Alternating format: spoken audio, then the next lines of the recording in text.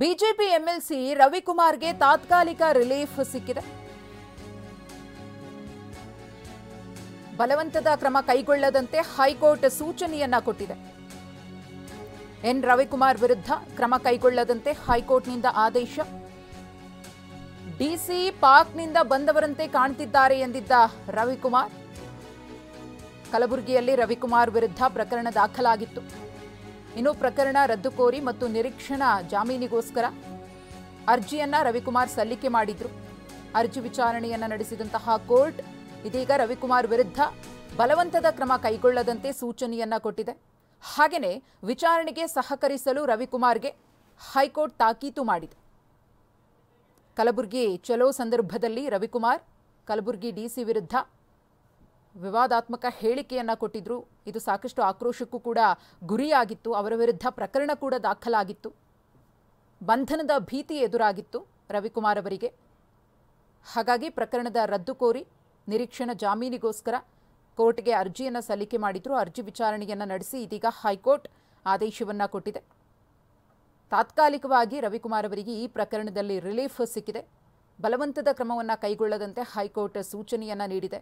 ಹಾಗೆಯೇ ರವಿಕುಮಾರ್ ಅವರು ಕೂಡ ಈ ಪ್ರಕರಣದಲ್ಲಿ ತನಿಖೆ ಏನಿರುತ್ತೋ ಅದಕ್ಕೆ ಸಂಪೂರ್ಣವಾಗಿ ಅಧಿಕಾರಿಗಳಿಗೆ ಸಹಕಾರವನ್ನು ಕೊಡಬೇಕು ಅಂತ ಹೇಳಿ ಸೂಚನೆಯನ್ನ ಕೊಟ್ಟಿದೆ. ಡಿಸಿಯ ವಿರುದ್ಧ ರವಿಕುಮಾರ್ ಅವರು ಆಡಿದಂತಹ ಮಾತು ಅವರಿಗೆ ಮುಳುವಾಗುತ್ತಾ ಅನ್ನೋ ಪ್ರಶ್ನೆ ಎದುರಾಗಿತ್ತು. ಅಷ್ಟು ದೊಡ್ಡ ಮಟ್ಟದಲ್ಲಿ ರವಿಕುಮಾರ್ ಮಾತಿಗೆ ಆಕ್ರೋಶ ವ್ಯಕ್ತವಾಗಿತ್ತು.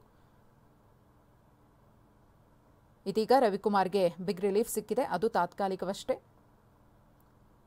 ಪ್ರಕರಣ ರದ್ದು ಕೋರಿ ಅವರು ಸಲ್ಲಿಸಿದಂತಹ ಅರ್ಜಿಯ ವಿಚಾರಣೆಯನ್ನು ನಡೆಸಿದಂತಹ ಹೈಕೋರ್ಟ್ ಇದೀಗ ಅವರಿಗೆ ರಿಲೀಫ್ ಅನ್ನು ಕೊಟ್ಟು ನೀವು ಕೂಡ ತನಿಖೆಗೆ ಸಹಕಾರವನ್ನು ಕೊಡಬೇಕು ಅಂತ ಹೇಳಿ ಸೂಚನೆಯನ್ನ ನೀಡಿದೆ. ಈ ಕುರಿತು ಮತ್ತಷ್ಟು ಮಾಹಿತಿಯನ್ನ ಕೊಡ್ತಾರೆ ನಮ್ಮ ಪ್ರತಿನಿಧಿ ರಮೇಶ್. ಕೋರ್ಟ್ ತಾತ್ಕಾಲಿಕವಾಗಿ ರವಿಕುಮಾರ್ ಅವರಿಗೆ ರಿಲೀಫ್ ಅನ್ನ ಕೊಟ್ಟಿದೆ. ಏನೆಲ್ಲ ಸೂಚನೆಯನ್ನ ಕೋರ್ಟ್ನಿಂದ ರವಿಕುಮಾರ್ ಅವರು ಪಡ್ಕೊಂಡಿದ್ದಾರೆ, ಹಾಗೆಯೇ ಮುಂದೆ ಏನಾಗುತ್ತೆ ಅಂತ ಈ ಪ್ರಕರಣ?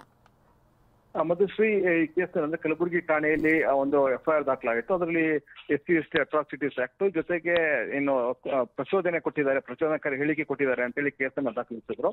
ಈ ಪ್ರಕರಣವನ್ನು ರದ್ದುಪಡಿಸಬೇಕು ಅಂತೇಳಿ ಹೈಕೋರ್ಟ್ಗೆ ಅರ್ಜಿಯನ್ನು ಸಲ್ಲಿಸಿದ್ರು. ಅದ್ರಲ್ಲಿ ಅವ್ರ ವಾದ ಏನಂತಂದ್ರೆ ಇದ್ರಲ್ಲಿ ಯಾವ್ದು ಪ್ರಚೋದನಕಾರಿ ಹೇಳಿಕೆ ಇರಲಿಲ್ಲ, ಮತ್ತೆ ಏನು ಹೇಳಿಕೆ ಕೊಟ್ಟಿದ್ದೀನಿ ಆಲ್ರೆಡಿ ವಿಷಾದ ವ್ಯಕ್ತಪಡಿಸಿದ್ದೀನಿ, ಮತ್ತೆ ಯಾವುದೇ ರೀತಿಯಾದಂತಹ ಅಪರಾಧದ ಅಂಶಗಳಿಲ್ಲ ಅಂತೇಳಿ ವಾದ ಮಂಡನೆಯನ್ನ ಮಾಡಿದ್ರು.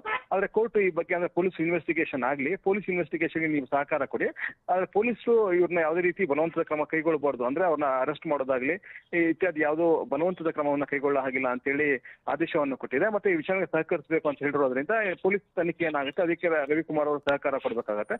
ಒಂದ್ ರೀತಿ ಇದು ಸ್ವಲ್ಪ ಮಟ್ಟಿನ ರಿಲೀಫ್ ಅಂತ ಹೇಳಿ ಹೇಳ್ಬೋದು. ಆದ್ರೆ ತನಿಖೆಗೆ ಒಳಪಡಬೇಕಾಗಿರೋದ್ರಿಂದ ಅಂತಿಮವಾಗಿ ಪೊಲೀಸರು ಈ ಬಗ್ಗೆ ತೀರ್ಮಾನ ಮಾಡ್ತಾರೆ. ಚಾರ್ಜ್ ಶೀಟ್ ಸಲ್ಲಿಸಬೇಕಾ ಬೇಡ ಅನ್ನೋದನ್ನ ಪೊಲೀಸರು ತೀರ್ಮಾನ ಮಾಡ್ತಾರೆ. ಹೀಗೆ ಒಂದ್ ರೀತಿ ಸ್ವಲ್ಪ ಮಟ್ಟಿನ ರಿಲೀಫ್ ಸಿಕ್ಕಂತಾಗಿದೆ. ಮಧುಶ್ರೀ, ಧನ್ಯವಾದ ರಮೇಶ್ ತಮ್ಮ ಮಾಹಿತಿಗಾಗಿ.